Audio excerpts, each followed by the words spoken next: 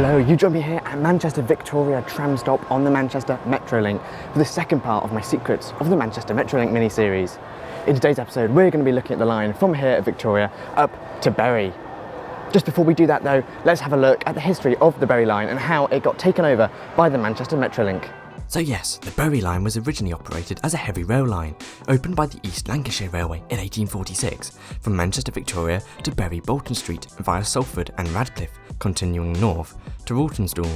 The rest of the line between Victoria and Bury, not via Salford, was opened later in 1879 by the Lancashire and Yorkshire Railway with 5 intermediate stations, this number rising to 8 later in the line's lifespan.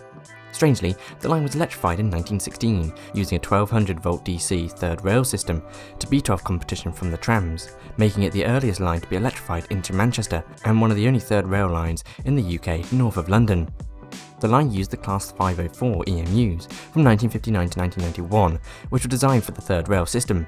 The line ran at an every 20-minute frequency from Bury to Victoria for the majority of its time under British Rail from 1945, taking just shy of 25 minutes to run the service. Bury Bolton Street station was closed in 1980 and replaced by the better located Bury Interchange station, with Bury Bolton Street now a heritage station part of the East Lancashire Heritage Railway, whilst the former Bury Interchange station remains today as part of the Metrolink. Speaking of the Metrolink, when and why was the line converted? Well, in the 1980s, the local government was looking at installing a light rail tram system in the Manchester region, and the idea to take over the stub British Rail commuter lines in the region came about to bring trams back to Manchester. Metrolink, as the service would be called, would take over the running of the Bury line and Altrincham line, which we'll talk about in an episode soon. The two lines would then be connected via a crossing on street level through Manchester city centre, with trams running at an every 12-minute frequency.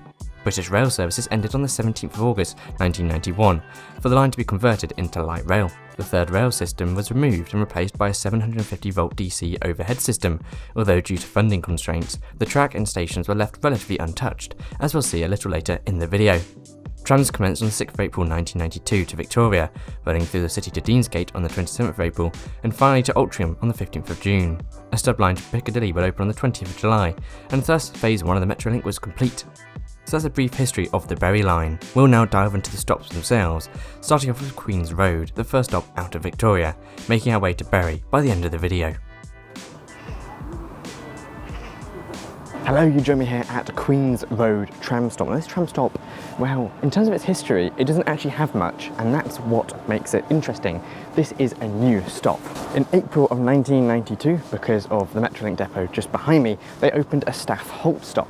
This stop was literally just a shelter to allow for trams to stop. And then in 2010, the Greater Manchester Integrated Transport Authority sort of went, hang on, if the trams are basically already stopping there most of the time, why don't we just turn it into a tram stop?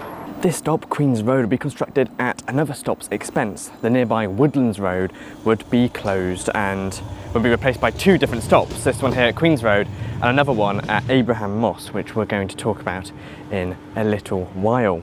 We will actually go to visit the old Woodlands stop as well. Now, it was February 2013 when the closure of Woodlands Road stop and the announcement of the opening of Queen's Road stop was announced, and by December 2013 this stop was open and Woodlands Road stop was closed.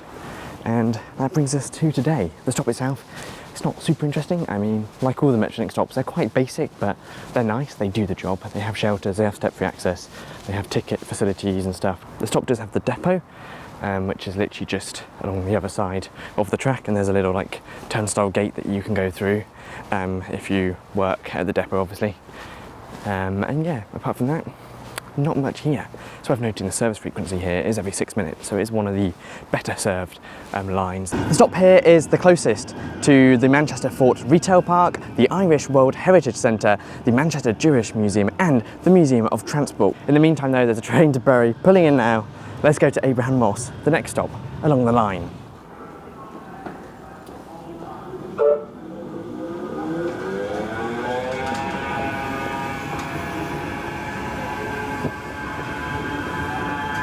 So yes, join me here at Abraham Moss stop. Firstly, this stop is staggered because of a level crossing. Secondly, you can go like right up to track level over here, and you'll see what I mean in a sec when this tram to Bury departs.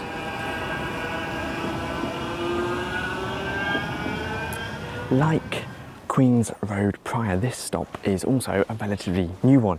Opened on the 18th of October 2010, replacing Woodlands Road stop, which obviously closed 3 years after that, with the arrival of Queen's Road stop. There was a reason that this stop was opened and Woodlands Road, which we'll go to in a sec, was relocated. And that is because of what's behind me here. There's basically a college and a school and a library, and yeah, there's a lot. Basically, this is sort of the centre of this area. I don't actually know what the area is called. I assume Abraham was. But yeah, this is sort of the hub, and Woodlands Road was in a rather inconvenient location, even though it is just a 7-minute walk from this stop to the old Woodlands Road stop, which we are about to do.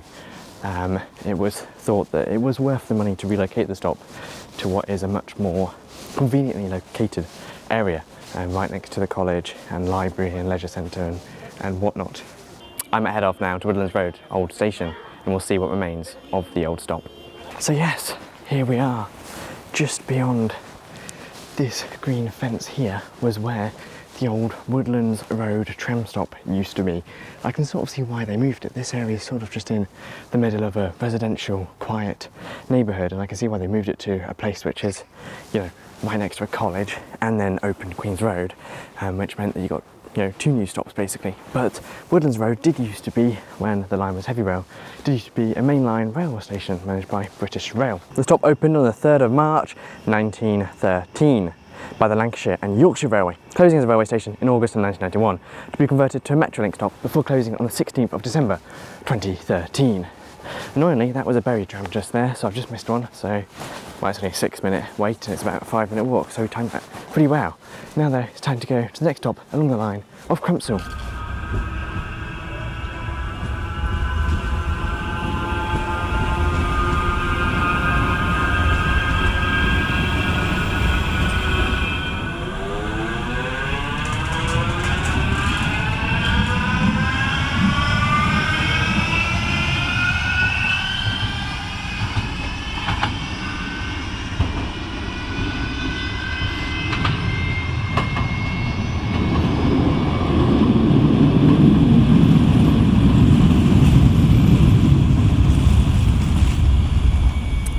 A bit of an angle, but I'm more worried that the camera's going to fall off completely. Anyway, welcome to Crumpsall Station. Stop, not station, I keep on doing that. Which might be home to the most useless third platform ever constructed anywhere on any sort of light rail or railway system in the UK, and maybe even the world. Firstly, it's worth noting that this was an old railway station converted to Metrolink use in 1991 to 1992. The rail station originally opened on the 1st of September 1879, before being converted to a Metrolink stop on the 6th of April 1992. Now, it is worth noting that the original station shelters from the British Rail station still remain, but the footbridge, unfortunately, was rebuilt. Now, when the stop was opened as a Metrolink stop, it had a footbridge and only 2 platforms. However, in July 2017, when the Trafford Centre line was given the green light to be built, Crumpsall Station was going to be one of the stations to be redeveloped for the Trafford Centre line. The old footbridge was going to be demolished and a new 3rd platform was going to be added, which would allow for Trafford Centre services to terminate here at Crumpsall. Work commenced in December of 2017 here at Crumpsall and was finished far before the Trafford Centre line actually opened. Even when the line did open to Trafford Centre, services didn't terminate here at Crumpsall. Instead, they terminated at Deansgate Castlefield, mostly because of the fact that the COVID-19 pandemic happened. And, well, since then, there haven't been enough trams, there haven't been enough staff, and there hasn't really been the demand to extend services from Deansgate to Crumpsall. And that's how we get to where we are today, where here at Crumpsall, the 3rd platform, just here, rarely gets used, only being used during engineering works or if disruption happens on the line. It has been deemed a huge white elephant, a huge failure, and well, it looks as though Metrolink services will never reach Crumpsall from the Trafford Centre, so really, it serves no purpose. But regardless, the station stop here is kind of cool with the original shelters, and there's a tiny bit of abandoned heavy rail platform just over there. Anyway, now it's time to go to the next stop along the line of Bowker Vale. I'm not sure how you pronounce it, but that's where we're going.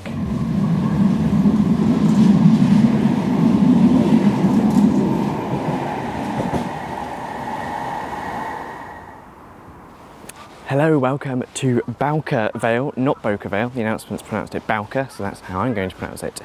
There's not really much to say about this. It's on the border between zones 2 and 3 and has quite a lot of abandoned platform. Actually has the most that I think I've seen so far, in a very telling sign that this used to be a heavy rail station 20 to 30 years ago. And as you can quite clearly see, the abandoned platform, well, it's in pretty good nick. I mean, this bit is a bit not great, but these bits are in decent nick. Now, the stop here originally opened in September of 1838, and if you look on old photos, it had some incredible old concrete shelters which were unfortunately removed when the stop was converted to Metrolink use. The stop is nearby to Burton Angling Club. I don't know if that's how you pronounce it, that sounds logical, as well as Bowker Vale Woods, which are located somewhere around here. But the station is very green. It's a very sort of green and very nice location out in the wilderness, bar the fact that there's some houses over there. The stop also gets the award for having the most stupidly placed CCTV camera ever, because it's just looking into some trees. Now there's time to go to the next stop of Heaton Park.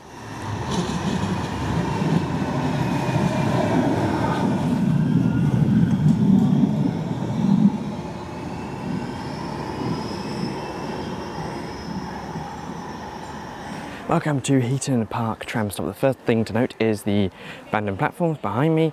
Obviously a lot of the stops on this line are old British rail stops and had much longer platforms. Also nice to see that the footbridge here has, well, it's not an original footbridge, but it's where the original footbridge would have been.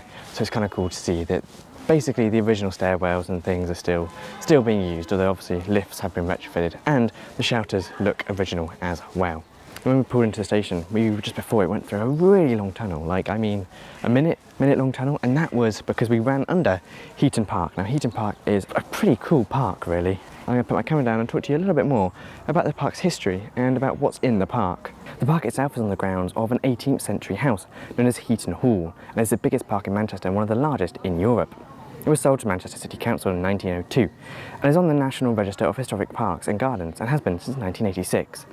The park has one of the only concrete towers in Britain, a BT tower, as well as housing an animal centre, bowling club, zip world, golf course, Woodlands Observatory, garden centre and reservoir, which provides water to North Manchester and Bury.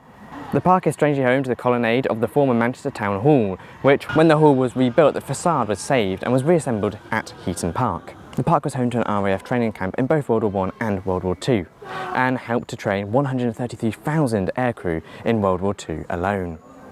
The park has an old tramway which originally opened in 1903, closing in 1934, but has been reopened as a heritage tramway in 1980 and runs for almost half a mile. The tram line is currently closed for renovations, which Transport for Greater Manchester, as well as Bowker Vale, have both assisted the Heritage Association with basically upgrading the tram line, upgrading tram crossings and retarmacking and using old tracks and ballast and sleepers to basically ensure that the tram remains safe and in a pristine condition. Hopefully trams will be running back by 2026. All they need now is the replacement of an old substation. So fingers crossed, maybe next year I can go and have a ride on the trams here at Heaton Park. Now though, it's time to get, where is it? There it is, this tram, to the next stop along the line of Prestwich.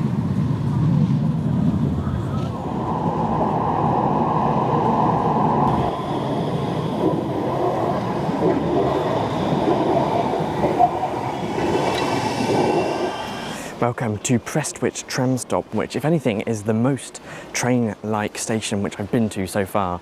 It's got the original stairs down, it's got the original old platform, it's got the original shelters. It does feel a lot like a train station, but there's a lot to talk about here. The stop is the closest to Prestwich Country Park, Drinkwater Park, Phillips Park and Waterdale Meadow, which all sit on the banks of the River Irwell. Now the stop here is closest to Clifton Railway Station, which infamously gets just 2 trains a day, 1 in each direction. It is a very scarcely served railway station, and it's about a few miles away from here, but obviously nobody would use that. You would probably come here if you wanted to get into Manchester or get a bus. Nearby to Clifton is the 13 Arches Viaduct, a viaduct which obviously has 13 arches, closing in 1966 and was Grade 2 listed on the 2nd of September 1987. But it's kind of cool to see a disused viaduct relatively close to Prestwich, which by the way has this very nice sort of mural, what does it say, on our way Prestwich.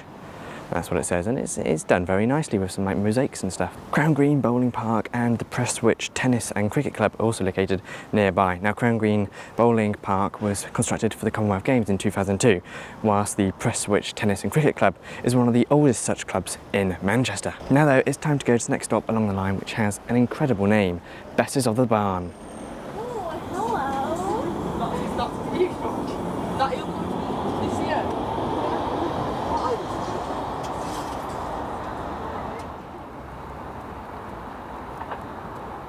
Hello and welcome to the brilliantly named Besses of the Barn, and this stop is relatively interesting because it's the only island platform stop on the line north of Victoria, bar the final stop of Bury Interchange, which we'll get to in a bit. But this has a lot of original railway station features. It has the original stairs down to the exit. It has just here as a bit of abandoned platform, and it's incredible. You can see dead straight for like miles down there. It is incredibly straight. There's not actually too much to say about Besses of the Barn itself, apart from the fact that when we approach the station, you go over two roads at the same time. One of them is the M60 motorway, which you might just be able to hear, and the other one is the Bury Old Road, but you cross over them basically at the same time. I'll put some Google Earth satellite footage on so you can see what I mean. Now, slightly niche one this, but during the British Rail days, you had the old totem signs. Now, these are usually all capital letters, apart from Besses of the Barn, which is one of two stations, the other one being London Guildford Road, which had lowercase letters. Because of the way that Besses of the Barn is spelt, the actual totem pole did have some lowercase lettering, and it was one of the only stations on the whole of the British Rail network to have that. Bar that, there's not actually too much to say. Besses of the Barn is a place, well, nobody actually knows why it's called Besses of the Barn. People think it might be because it was named after a pub which had the name Besses of the Barn, or it might have been a local landmark which was a barn, or there was somewhere like a girl called Bess who might have had something to do with it. Or I've just hit a pole, that's embarrassing. But yeah, nobody knows really where the name Besses of the Barn comes from or what it means, but it's one of those weird names. You have like Newton the Willows, Here Left the Wood. There's like, I don't know how to, I'm sure there's some English, somebody's done an English degree will be able to tell me what those sort of names are, but they have weird like in between words like of or in or whatever. It's a bit weird, but there's quite a few around here. Now it's time to go to the next station along the line of Whitefield.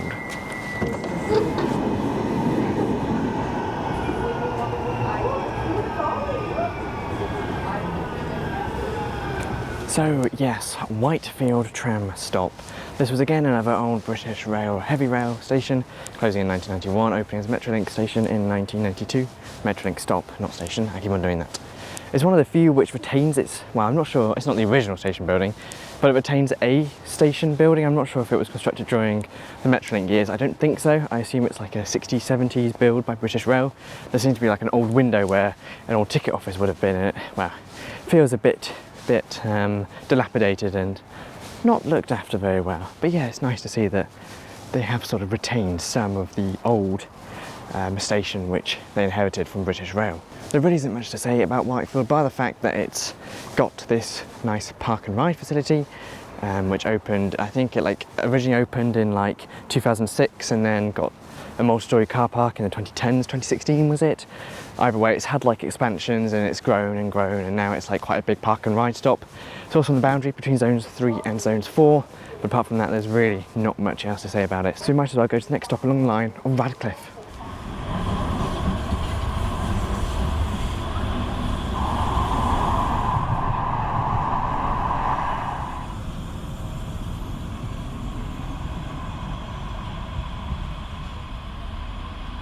We're going to Radcliffe stop, the penultimate stop before we reach Bury station. Two things, actually three things to note. Firstly, lots of abandoned platform, well there and over here, all abandoned from the old British Rail station. There's an old lamppost just there which has the old Metrolink teal colour, and for some reason there's a sign here which says warning like deer for 1 mile, which would be something you see on a road, not for a tram driver, so that's kind of funny to see. But yeah, this stop it's actually really nice. You can sort of see for like quite a while over there's like an old mill or factory or something over there, and it all looks just rather like, you know, proper English countryside. It's very peaceful and very pretty. You're very high up as well over here. Now, Radcliffe stop here was originally opened as Radcliffe New Station in 1879, being renamed to Radcliffe Central due to the opening of Radcliffe Bridge Station, which was on the line from Bury to Manchester via Clifton, the abandoned line which I mentioned earlier.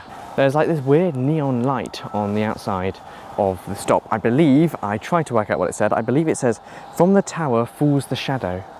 I don't know what that means or why it's there, but there you go. Now, north of Radcliffe was Hagside Railway crossing, which was, until 2021, the only crossing on Metrolink which had proper barrier operations, but these were removed in 2021 and now it's just a normal crossing. Now, next stop along the line is Bury Interchange, the final stop of this journey. Just before you get to Bury Interchange, there is a spur line across to the Heritage Line, the East Lancashire Heritage Railway at the former Bury Bolton Street. Now, this spur also houses the Class 40 Preservation Society, who are dedicated to preserving Type 4 Class 40 locomotives. But yeah, this spur of railway was built to allow for Network Rail and maintenance trains to go to the East Lancashire Railway. Now though, it is time to go to the next and final stop in today's video, Bury.